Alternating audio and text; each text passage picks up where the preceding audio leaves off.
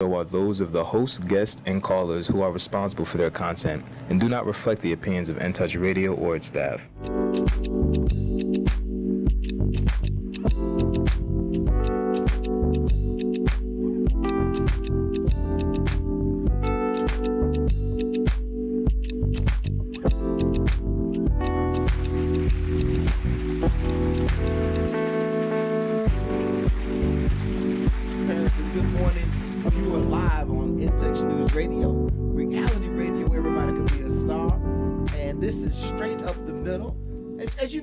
Has a nice stable of co-hosts in its basket that we roll in and out of here.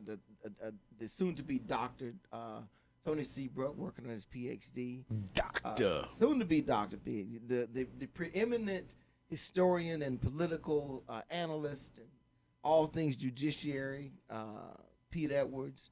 And then myself, and then to balance things off, the boss, DJ CEO, jumps in the seat when he thinks I'm going to run it completely off the rails. So this morning I have with me DJ C. They're going to make sure I don't get myself in trouble. Listen, I had mentioned to you, there are a couple of things. Let me just see if I can open it. First of all, I want to say congratulations to our fraternity brothers at the Tampa Alumni Chapter of Kappa Alpha Psi. We are celebrating 94 years in this community. 94 years in this community. The Tampa Alumni Chapter was founded June 11th, 1928. That's fantastic. In 6 years, we will be in this. And I like to say in this community. Because that, exactly. Wow. And the brothers are today, they're over at the frat house. So if you're Kappa, you're up, man. I saw Bianco Berry, one of the board members, put out, he was talking about breakfast. So somebody's bringing some victuals to the house. So if you're up and about, if you're a Kappa, go swing by the frat house this morning. I'm stopping. Brothers are over there. Now, I'm going to tell you something. Now, you got to be careful around Kappas. We may party hard, but we work hard. So be careful you stumble up in there, because our pole mark will definitely put you to work. Carlos Ivory III. And we just have some great leadership. And I'm not going to bore everybody with going over all the things the fraternity does in the community. But I'm going to say this. There are few places where black men feel complete and total dominion over their existence. There are few places. Absolutely. One of those places is at the frat house. You're absolutely One of right. those places. It's like the rest of the world ceases at the frat house, because at the frat, first of all, we own it, no mortgage, free and clear hours.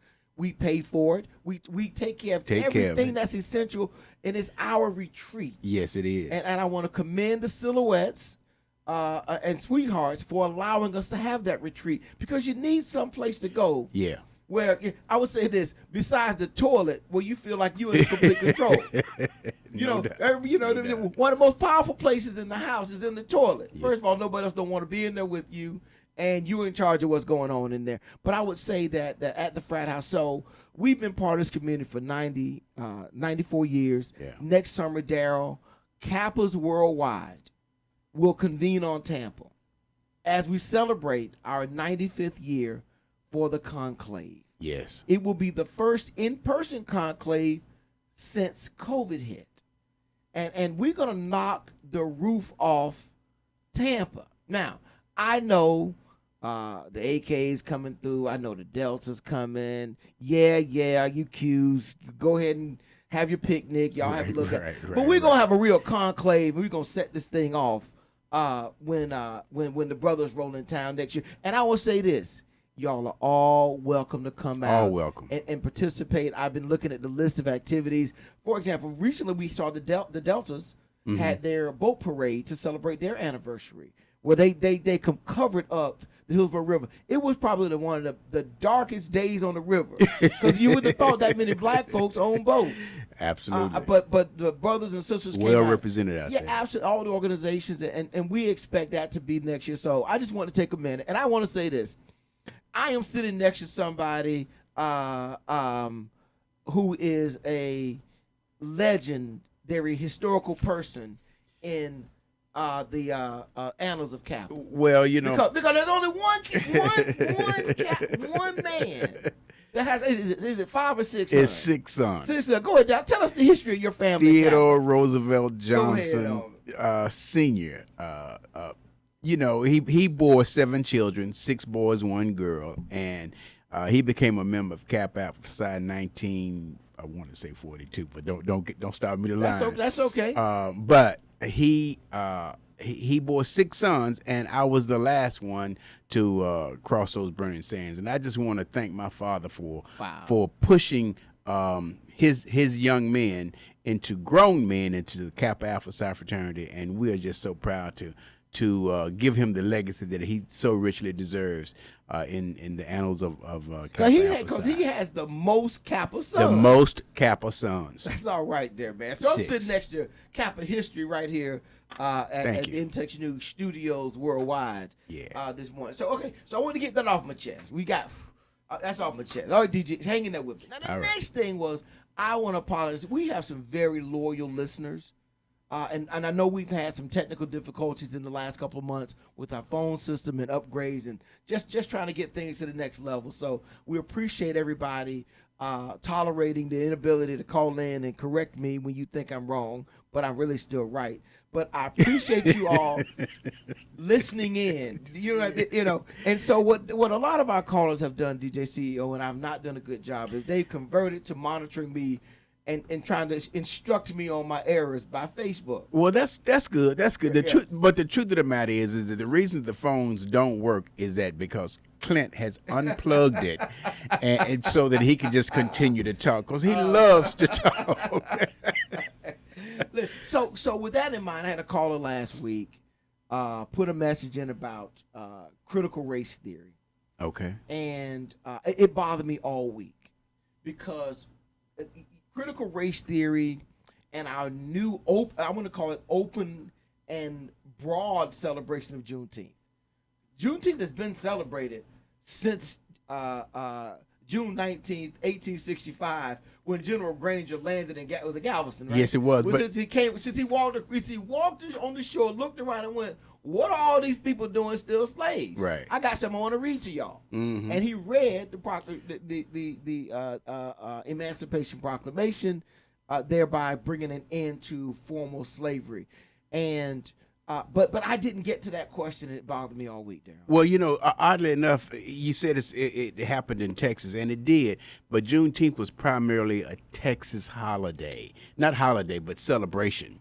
So over a number of years, it began to expand, and actually, Buffalo, New York, picked it up, and it spread to the northern region, to the New York region. So and one of the other dynamics because Texas was a large slave state. It got in the game late. Yeah, they were trying to catch up, so they were shipping slaves in left and right. So when slavery ended, a lot of those black folks drifted through the Midwest, and wherever they went, they kind of took that celebration with them. Yes, and then governments in Texas actually, it was a great time to celebrate and have a good time. So, but the critical race theory part is interesting to me, and she brought that up, and so I said, I promise, I said next week I will open the show talking a little bit about critical race theory. For those of y'all who've not been paying attention, critical race theory is an academic philosophy that tries to analyze and account for how slavery and the vestiges of slavery, the things that require slavery, have manifested itself and impacted society at large continuously.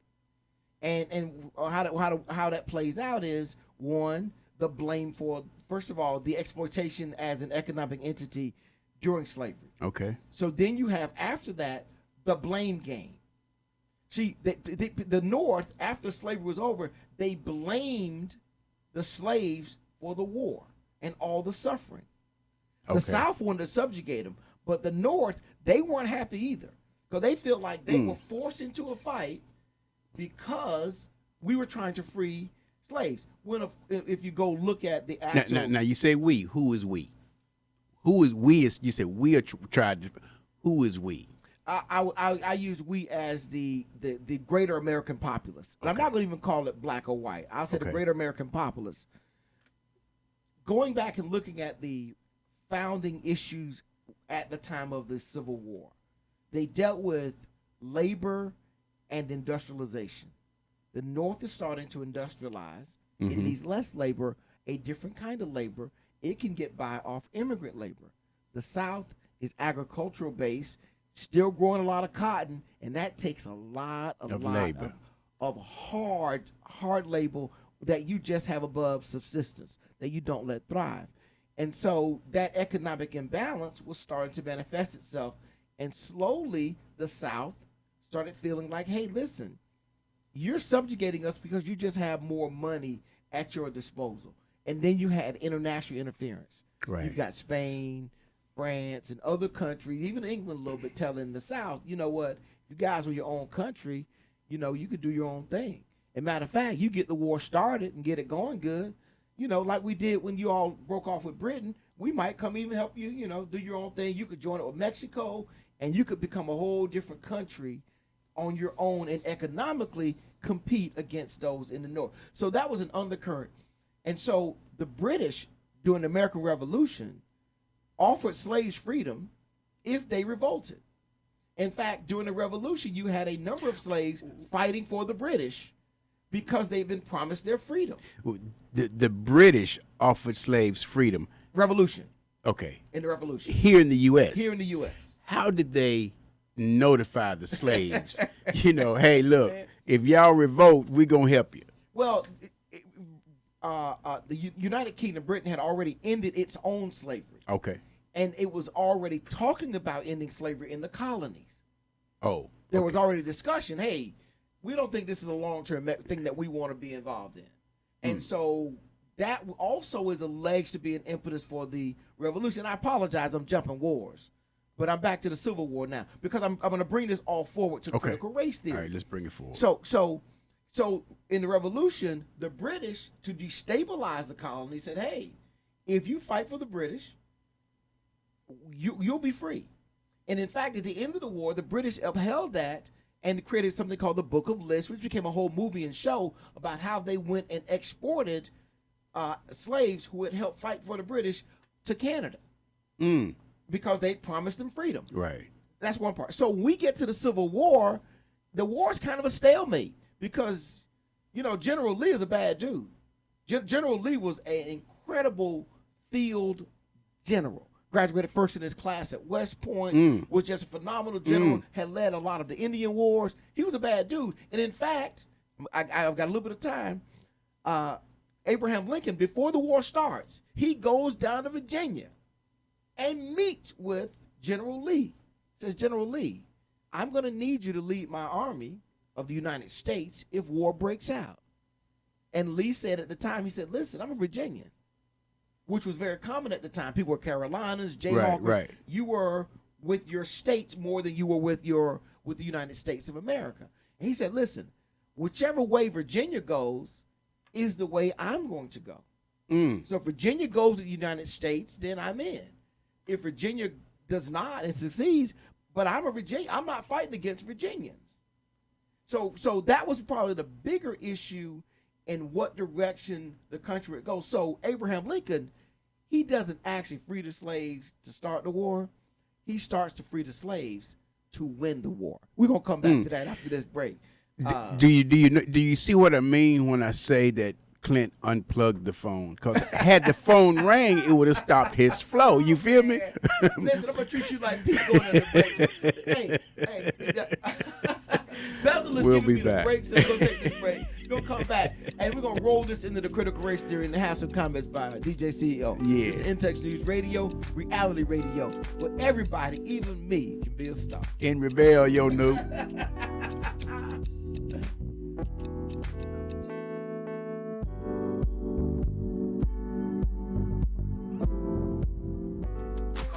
Ricky. Ask Ricky. You need medical or a lawyer? I got the man to do the legwork for you. We tried the other ones before, so believe we hunted down 813-248-6300. Everything gon' be okay, call Ricky, he coming. He taking kids state of Florida, grab a pin of sundown. 184-361 Rick. That's 184-361-425. Never word from the point forward, just recline. Just ask Ricky, plus your boy statewide. Just in case you missed it, I'ma tell you one more time. 184-361 Rick. Call Ricky, ask Ricky. Is a legal medical referral service. The doctors and lawyers in our network are trained in handling auto injury claims and giving you the best medical treatment and recovery. Dial 1-844-361 Rick. That's 1-844-361-7425. Ricky. Ask Ricky.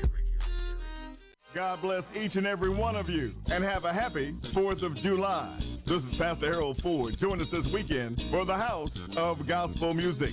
Cherry Johnson tells us about the freaks who slap the babies behind. Evangelist Dorothy Norwood stops by to tell us a real story. And all of your gospel favorites back to back on the House of Gospel Music. Gospel Hallelujah, heard right here on this great radio station.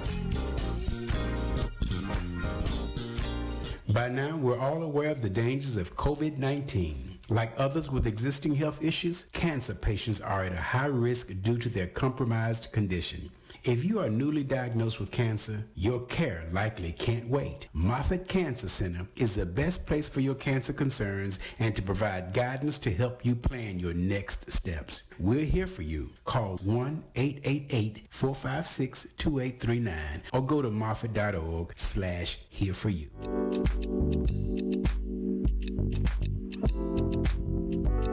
We're back. All right, let's check this. I'm moving the tempo. Let's see. What we got, DJ Governor? Tell me when I'm on the right spot with the camera. I want to show something. You got that? I know it's early, y'all, but if you're watching on YouTube, You're supposed to expand that. You didn't expand that. Yeah. You got Tap it. Yeah, there we go. Nice. What's look, up? if you're watching on Facebook or YouTube, I am showing you a nice little a dinner, some ribs, because one of our listeners heard an advertisement on this station and was driving through West Virginia and went by them two brothers in the grill. And got some barbecue. That's Carl, the trucker, allegedly. But he was riding through West Virginia, and he stopped by because he heard the advertisement on this station. Right. And now he said that's his second stop that he's made up there. But I just wanted to let folks know. So he must enjoy the barbecue. He's going back again. Oh yeah, baby, he's an eater, man. He's an eater, man. Good. Yeah. So right, but anyway, so I was talking about so we were at the moment talking about how we get to Juneteenth is what I'm trying to do. Okay. Because that changes how you appreciate it, because the war starts, the Civil War in 1861. The Emancipation Proclamation is not issued to 1863. Correct. And the reason it's not issued because the war doesn't start over slavery. But Lincoln realizes to win the war, he must end slavery to save the Union. So the war, people think it's kind of reversed. So we were the impetus for what would win the war, because the war. What started the war? The war started because of the economic imbalance between the North and the South. That really was it. I'm just gonna say it like it is. The South had a bunch of country bumpkin, ignorant buttholes.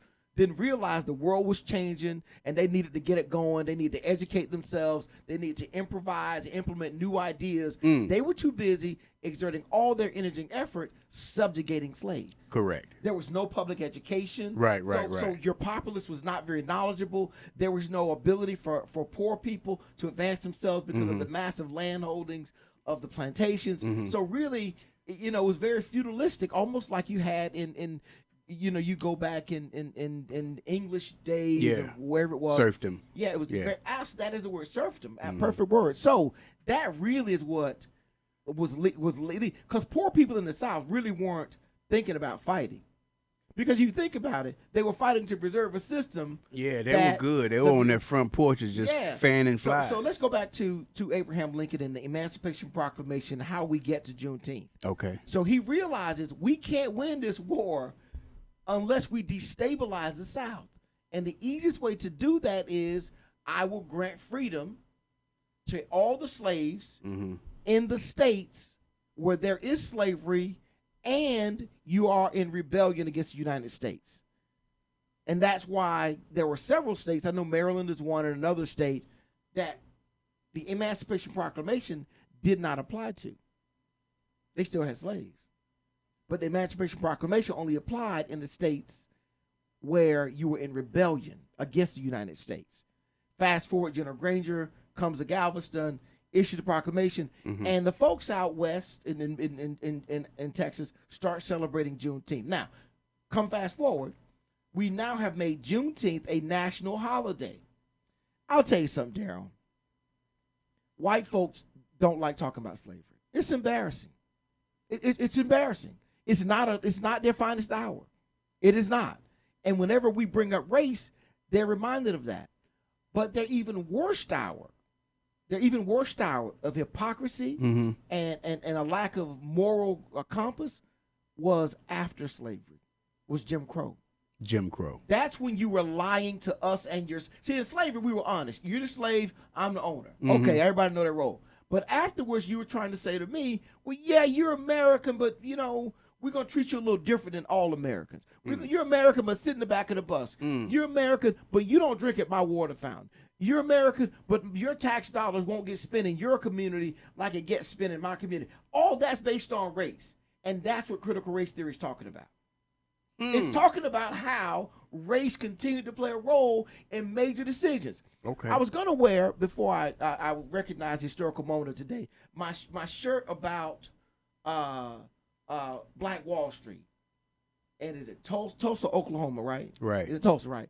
But every city had one of those. Tampa had one. It was called Central Park Village. It was called Central Park Avenue. I'm sorry. Avenue. Hotels. Memphis, Beale Street. Restaurant, all that stuff. And most of those were shut down or bought out by the federal government. Most of them were bought out, federal government. You go look at it and see, federal government was the main impetus in coming and putting money into redeveloping those areas. And you say, well, what do you mean bought them out? Well, grandma bought the house for $1,500. Right. Somebody shows up and says, well, grandma, we'll give you $20,000. It's sold. It's sold. I'm on a committee. We just bought a lot in East Tampa. And I guess I can go public. I think it's public. It was announced there. $120,000. 1 square lot, vacant. $120,000. Daryl, I bought my first house in Carrollwood. Wow. 20 years ago, and I didn't pay $100,000 with a 3-bedroom, 2-bathroom house on that property. This is an empty lot. Oh my God! That's In East Tampa. This is what government money can do. So the government bought out those things. Is that connected to critical race theory? The lack of appreciation for the value of those communities? And so critical race theory forces white America to relook at how race has played so many roles in what it does. But listen, it was never brought up. It hadn't been taught. The only, you know why? Because it feels bad. But the only teaching that we're really hearing about it is through you. Listen, what family talks about grandpa's alcoholism and how it almost ruined the family? Nobody. Okay. That's what it's a bad. It makes white America feel bad. Feel bad. Because they know it was wrong. And I want to say this to my white brothers and light skinned cousins. It just sounds so crazy that our governor would pass a law about how people feel. Yeah. It's insane. Oh, why? You know why? Why? Because that dictates what people do. Mm. I tell you, you know how we win cases in court? How? Make people feel like my client's the one that needs justice. In my mind, he passed a law that only favors one race. Absolutely. The majority. And that is a flaw in democracy. No, the minority.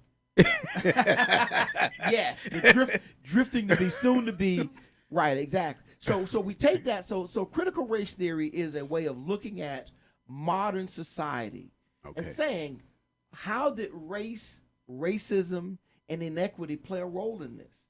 Why are these people living in this part of town and these people living in another part of town? And so bring it all forward to Juneteenth. So Juneteenth though is interesting because we go celebrate the great moment that our folks had this great leap forward in their own freedom and dominion of themselves. But to white America, it's a reminder of how horrible they treated people. It's a reminder. And I think we've got to figure out a way that everybody celebrates. See, and this is kind of like 4th of July. We celebrate 4th of July as a great day of independence. But black folks sit around and go, man, I wasn't free. I'm going to cook this barbecue up and we're going to throw some music on. But you know what? Right. I wasn't free. I wasn't free. Juneteenth is reversed. We're blowing it out for Juneteenth. Yeah, man, that's the day it really happened. And white America's sitting there going, yeah, it was, I'm glad for y'all. And we've got to figure out a way. I don't even think they saying that. Well, it happened. They off work. We got to figure out a way, though, that we get them to say, listen, recognize it as a great triumph, because it doesn't happen if white Americans of good moral character doesn't step forward and sacrifice to make it happen. It didn't happen because of the greatness of just only black folks. We were subjugated at a point in time, and white America really, really led that fight to make that happen. And I would say we've got to figure out a way that everybody feels good about celebrating that moment. And critical race theory, I think, can do that. One, we got to be comfortable being honest about it. Okay. Do you think CRT should be, critical race theory should be discussed during our Juneteenth celebration? It has to be. That's the risk. It has to be, or you risk repeating some of the problems we had in the past. If you don't help people understand what problems did we have in the past. Okay, well, the problem we still have right now. Okay. The inequity of opportunities as an American, the battle I must put forward to fight for basic rights and opportunities that other folks are privileged with just because they showed up. You know, I think one time you were talking to me about something, and I don't know how it works, but it's where in the black community, you're apt to be stopped and put in jail any minute for a very minuscule amount of marijuana, have something critical on your record, and so on and so forth. And you go to other communities where everybody's driving by their doctor, getting their card to have marijuana. Right. And so they get stopped. There's no issue, sir. Thank you very much. And they move on. Same smoke coming out the car, same effect from the drug or whatever it may be. And so that's subtleties in sentencing. And when you go look at situations like college campuses that are not HBCUs, and you look at the lack of minorities, the lack of them, and then you go to a prison or any kind of criminal institution, and it's a sea of darkness. Yeah. Just faces, brown and dark faces everywhere. You want to go back and say, okay, let's take a look at what are the laws leading these people to do this, then what are the circumstances leading them to violate those laws? Because if you don't feed somebody, eventually they're going to take some food. Eventually. You don't give them opportunity, they will create their own opportunity. The black market is always open and active. So one of our listeners is saying that white fragility is real. Critical race theory forces whites to take ownership in the subjugation of blacks. Do you agree with that? Absolutely. But guess what? What? It's not the current whites. Thank you, Henry Bell. You know what I mean? It's not the current whites. It's not, and that's what they have to be able to say. You saying it's the old folks. Yeah, let me say this. Green Parrish Jr. was a wild dude. That's my dad. Oh, okay. I'm talking, he's a wild he was a Okay, wild okay. dude. He's a wild dude, man. Always kept a loaded gun in his pocket and his car. Wow. Babes all over town. Cussing, snorting, shooting, slapping, wherever he walked in. I mean, just dude was out of. I mean, my memory of him is out of. I'm like, this guy just it was like it was like a wall pushing through water. Just incredible, you know. But right. he did a good job of raising his family. Man, I know that. I would say the best thing he did is I got away from him. Let me say that. Stop it, Carl. Don't send me any messages about that. Best thing I did is got away from the dude. Okay. Right. But I don't own what he did. Right. I don't own that. Right. I don't have to account for it. I have to explain you it. don't. I don't have to apologize for it. I laugh my butt off at it. Yeah. You know, I got a picture of him. I think he's standing outside the church. First thing he does, he pull out his gun. I think I have a picture where he doesn't have a gun out. Oh. I'm not saying he owned him, the gun out. So I think what white America has to do is say, I'm not responsible for what generations ago happened. But you are responsible for what happened 5 years ago. Yeah. And if you're still steering things in such a way and making decisions. If you're a white realtor and somebody calls you and says, I'm moving to Tampa, I'd like to look at some houses, and you bring them only to East Tampa, and they say, well, what about this area called Wesley Chapel or Riverview or some other place? Or South Tampa. You wouldn't like living there. Harbor Island. You wouldn't enjoy living there. Right. You need Keystone. Right. You need to analyze, why are you doing that? That's critical race theory. That's critical race theory. That's how it comes forward into today's functionality. Right. If you're a bank at the bank and you're giving out loans, you need to think about why it is you're cutting off the loans at 640 credit score, when really that's really no different than 600. And if you dropped it to 600, you make a lot of other people much more able to. Homeowners and part of the American process. That's a whole nother dynamic. So that's critical race theory. So Bezel is doing a great job working the board. See how smooth he is, get the music going. Yeah. You know, and I'm gonna be real nice and let him take us out. Please. We're gonna take this quick break. Come back, y'all. I know y'all tuned in for some politics. I got it for you. In-Text News Radio, reality radio, where everybody can be a star. We'll be right back. Right back.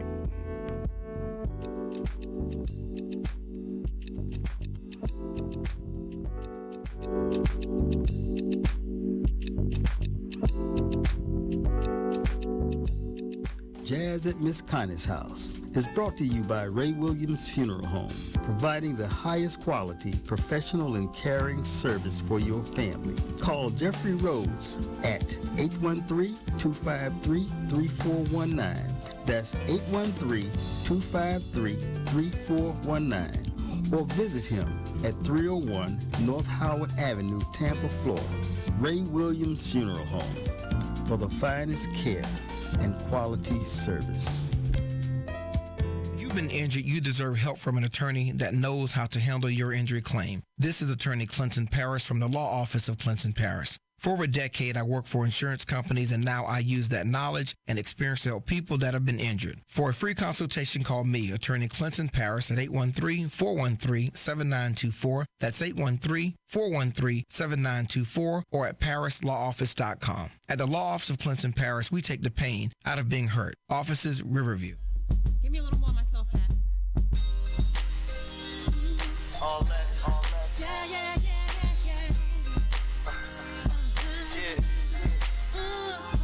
Mary. Clap.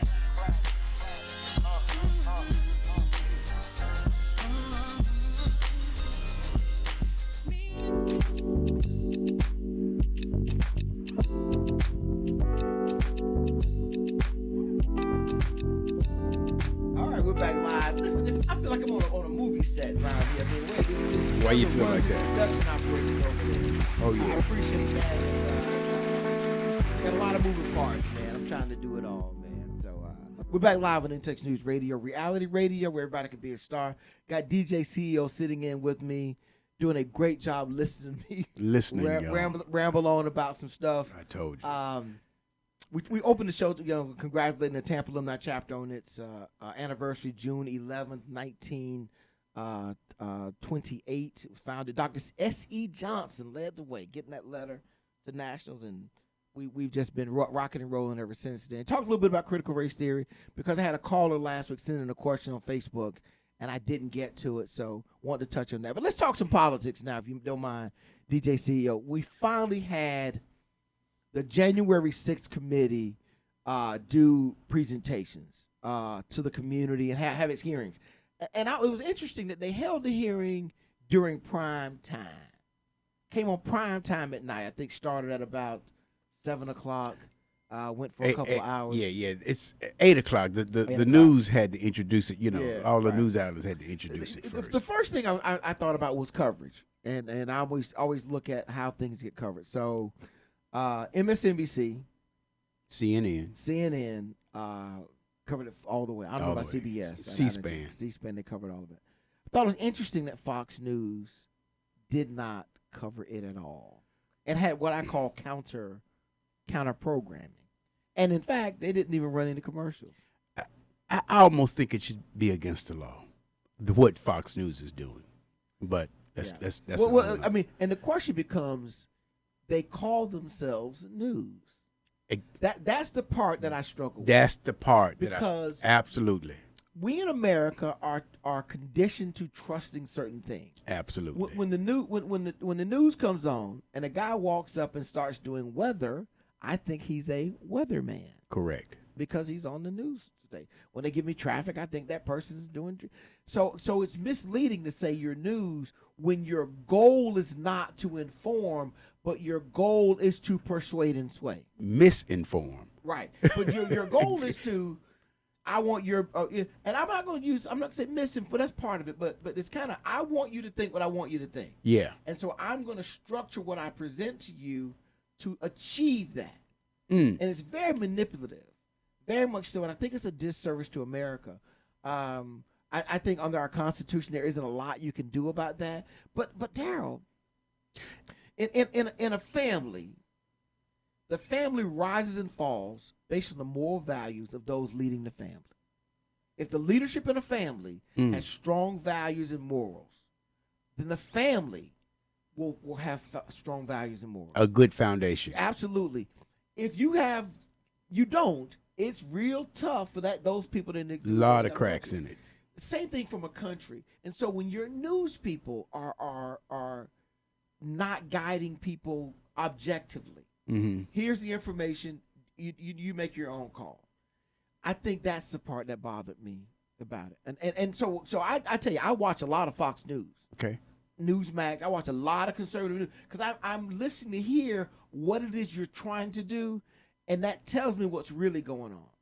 Like canceling your commercials. So they're not being a part of the January 6th broadcast says what to you about Fox News? One, that they're more focused on achieving the message that they want you to have than you getting the information that you need. Got it. I just want you to believe what I want you to believe. Whether I'm right or wrong, or it's accurate or true or correct, I'm not even talking about that. And so back in the day when the president took the podium, or when Congress took the podium, and it was being broadcast, it was always broadcast on all of them: ABC, CBS, NBC. Now my question to you is, and Fox News owns a lot of those affiliates. And so my question is, did those affiliates across the country carry the broadcast? No. None of the Fox News affiliates carried the broadcast. So you have to wonder what happened to the relationship between the media and I don't want to say Congress. What would be a better word? Not politics, but what happened to that relationship that they had? That it had to be aired so that the American people could be informed. So there was always a kind of gentleman's agreement and understanding that when the president comes on and talks, we're going to show respect to the president and our deference, and we're going to run what you have to say. Mm. And then after that, they started having response commentary.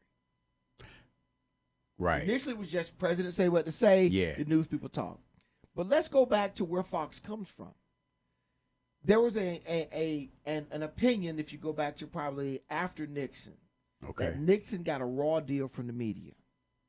Because if you think about Watergate, it was very media driven. It wasn't a congressional investigation that launched it. It was a newspaper investigation that blew the top off Watergate. And they thought they did that because they didn't like Nixon and they were just out to get him, and that the newspaper was in with the Democrats. And that starts it. So you fast forward a president or two, by the time we get to Reagan, Reagan is railing against the liberal media. ABC, NBC, CBS, you're all just liberal talking heads for the Democrats. So Fox News comes on initially as a vehicle for giving out a Republican message. If you think about it in terms, that's why Fox was created. So did the Murdochs own Fox back then?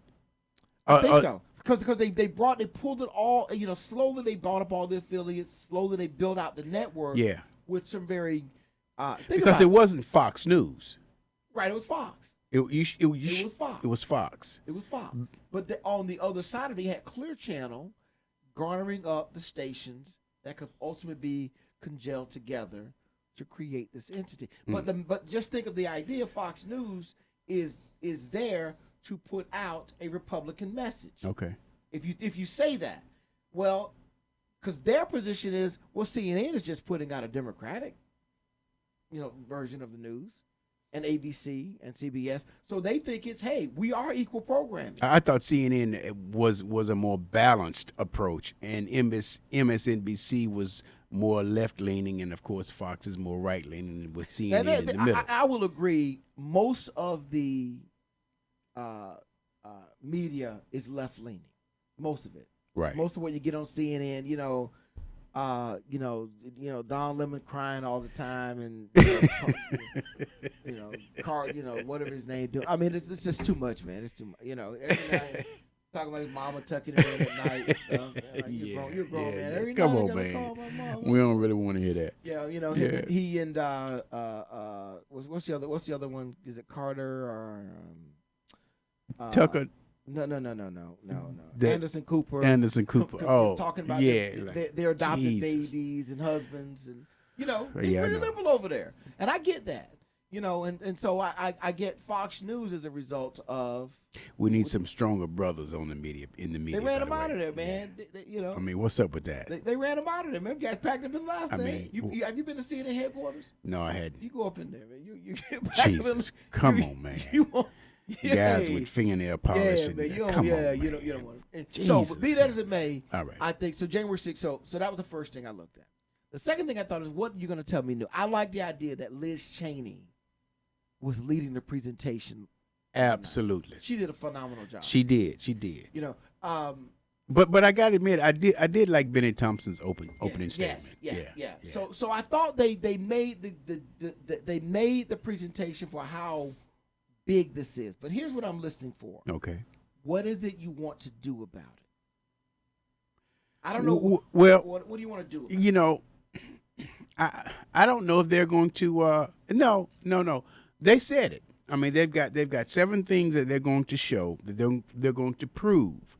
And in those 7, previews is not the right word, but in those 7 charges or allegations, they're going to prove how Donald Trump and those that were associated with him conspired to overthrow the election process or the electoral college process. And I think that at the end of that, they will present to the American people, here's what we think, and here's what you can do with this. But the real message should be coming from our DOJ. What's his name? Merrick Garland. I think he's the weakest guy in the world. Look. In some situations, you gotta have to. You like in hockey. Everybody on the bench used to have an enforcer. Yeah. Why? Because the other team had an enforcer. You have to on the world stage. I'm sorry, you got to be tough. For example, I remember watching a show about the British Falklands, war, and there's a moment where a battleship has a very small other battleship from Grenada, I think it is, or whatever it is, in its sights. Mm-hmm. And they're like, well, we don't know what to do. What should we do? The captain goes, let's call back to England.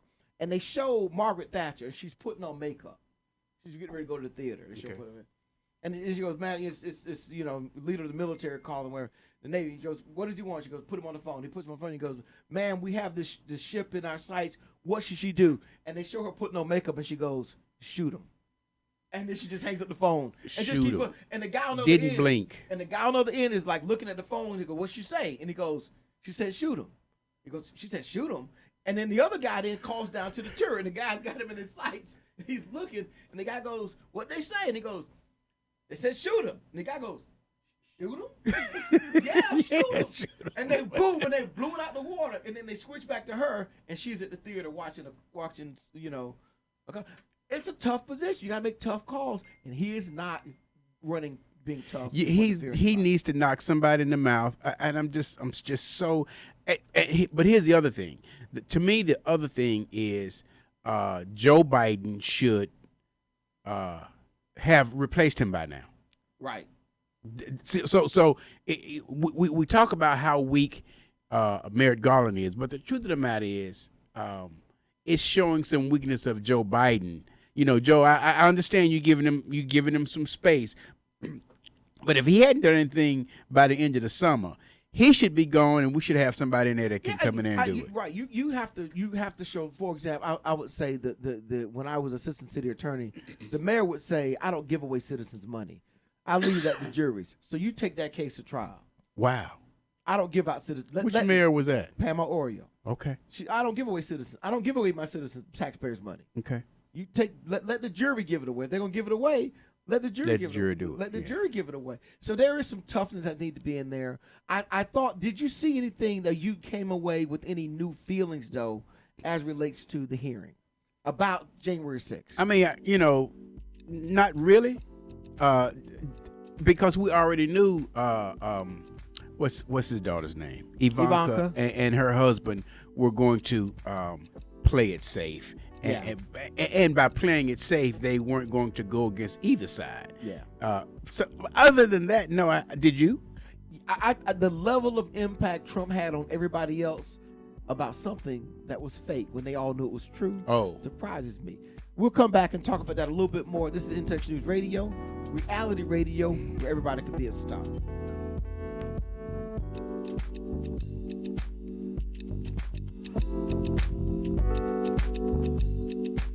St. Petersburg, Florida, get ready.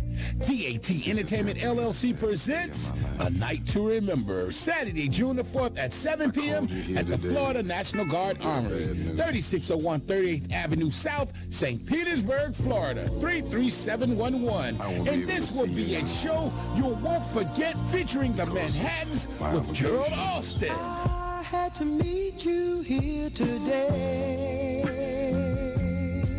Told the fellas I'm not going out tonight. Award-winning comedian Chris the Mayor Thomas. I saw this little white girl the other day. She said, "You have some big lips. I wish I had lips like yours." I said, "Bitch, hold still." An R&B soul singer, A. Renee. At the casino. Let's go back to the way things used to be. Advance admission $60. Door price is $75. VIP $90. And this is a BYOB affair. You can also reserve tickets now at Eventbrite.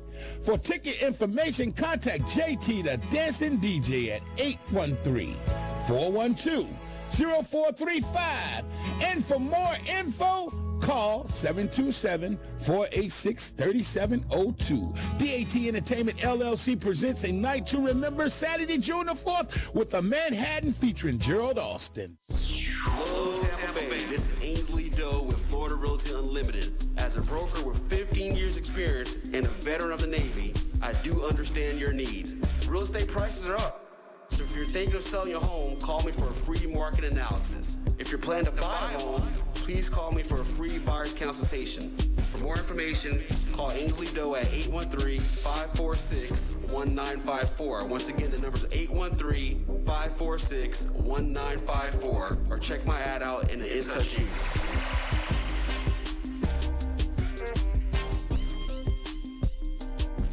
Hey, this is Agent Wright, better known as Mr. Clean. You looking for some great barbecue? Come see them two brothers in the grill, located at 423 Virginia Street, Charleston, West Virginia. We got ribs, chicken, pulled pork, brisket, collard greens, mac and cheese, baby. Come get some and get you a nice, smooth cigar. 304-550-4431. That is 304-550-4431. Come get some, baby. The Rib Man, mama, the Rib Man.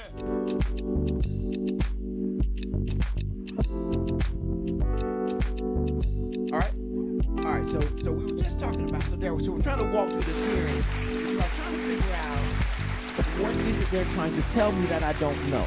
And I'll tell you the one thing I wasn't aware of how many people were telling Donald Trump in his inner circle, like Barr, Ivanka, Jared. You just go down the list. Hey, there is no fraud here. There is no fraud here.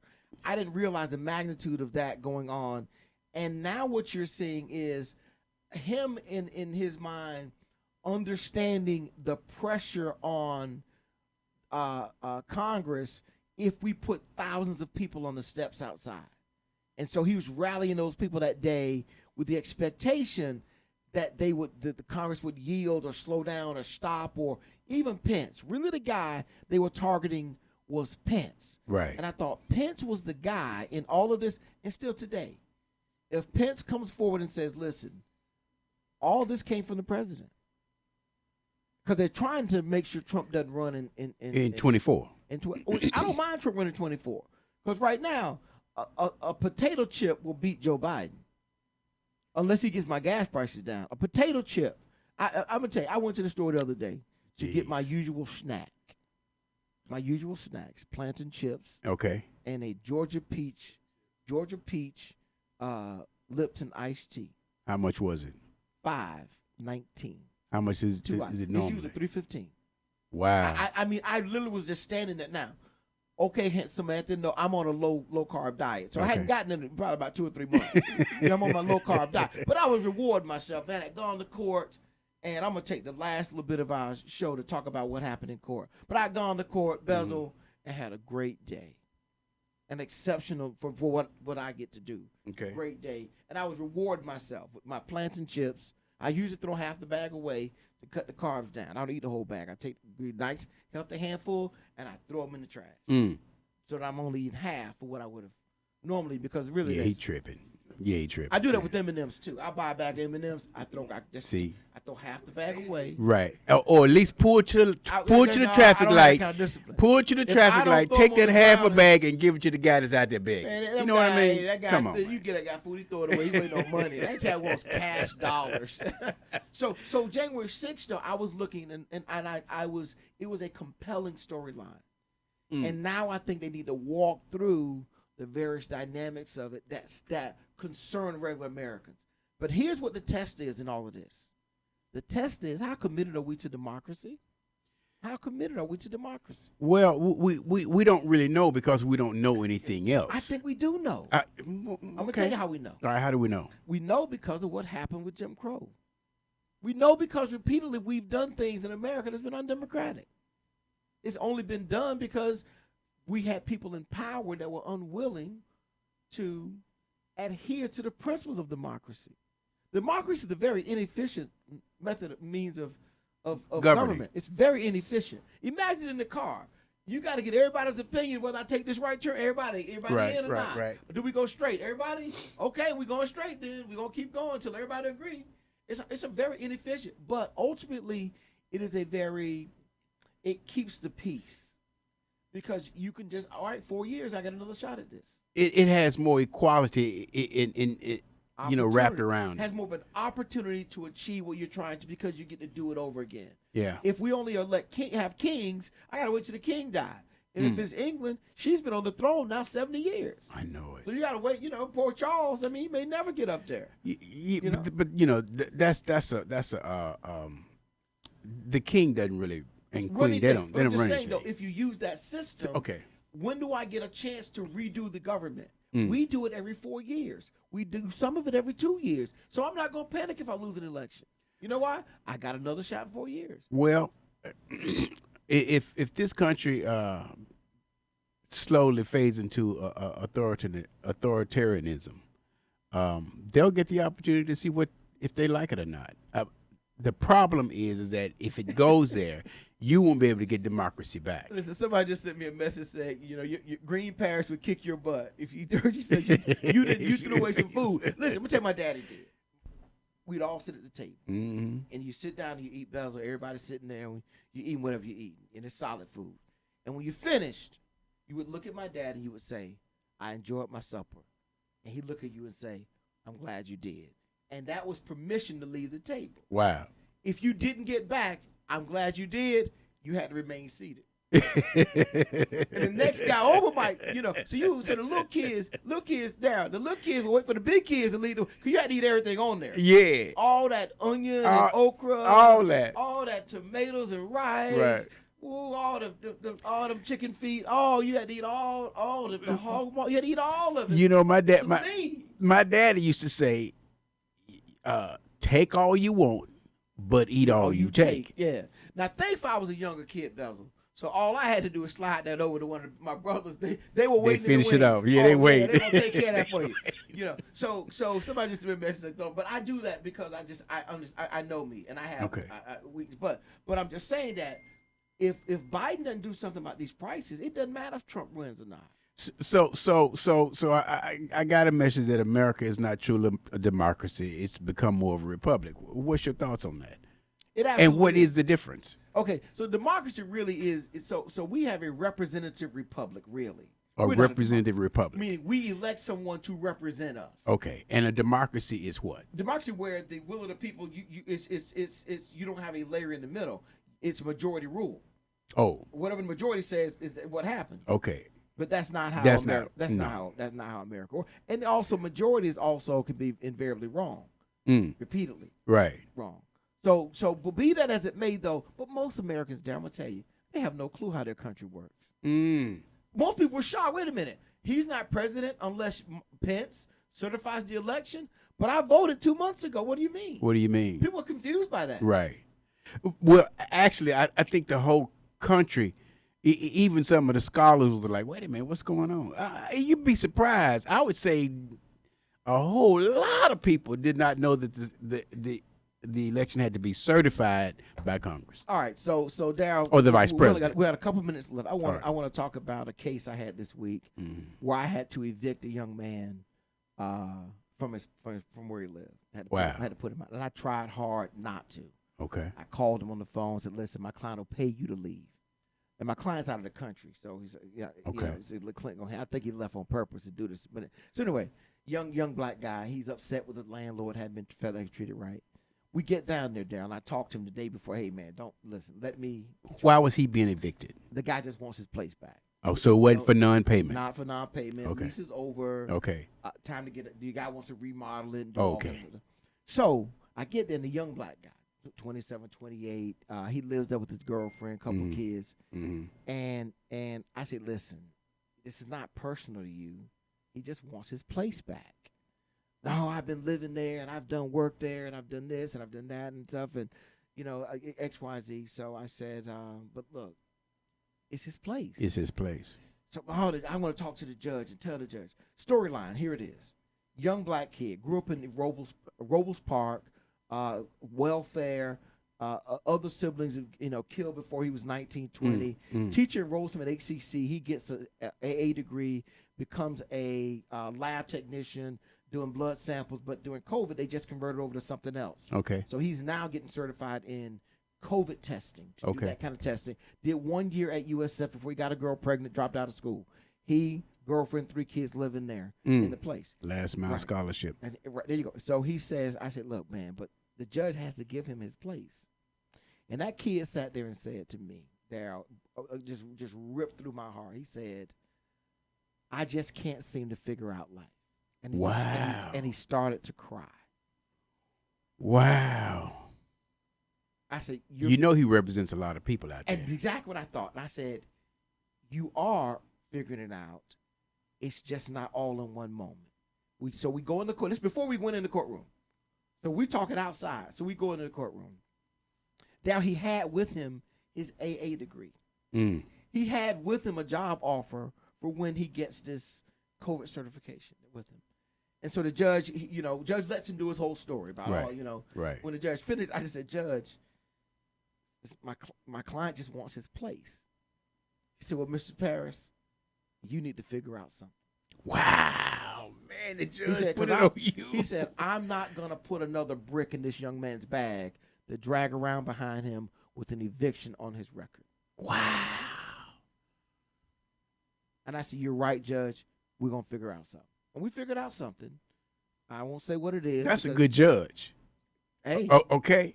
Good judge. That's a good judge. Because a lot of people would have dropped the gavel on that young brother. He just looked at me. And I had that happen in reverse before, probably about 6 months ago, where there was a whole phony case, and the judge was like, so what? I'm kicking him out. Wow. Who was that judge? Okay. Yeah, but Write his anyway, name down. her, and I told her, I'll see you at the election. But this judge, and I did figure out something with the young man. Okay. I did. But bigger than that, I said, listen, we get this behind us, get this place. We're going to dismiss the eviction. So that's down on his record. Good. He's going to leave. Okay. And we're going to dismiss the eviction so that it doesn't hamper him going forward. But I said, but bigger than that, when we get this finished, me and you got some work to do.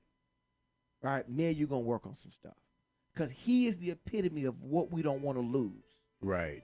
And I mean, it's really it just was a moving moment for me. Bezel, I apologize for taking up all your time. DJ CEO, thank you for sitting there with me. Pete's supposed to be back next week, y'all. He getting a little physical therapy. Good. He'll be back up good. on his feet and rolling along and shuffling, whatever he's going to do. Pete got about 3 or 4 female masseuses over there rubbing all over. I tried to get him to roll me today. He was like, nah, man, I'm in the house. So, In Touch News Radio, reality radio, everybody can be a star. Thank you so much for listening. Thank you, Dal, for the opportunity. Absolutely. Thank We'll be you. back next week, y'all. Peace.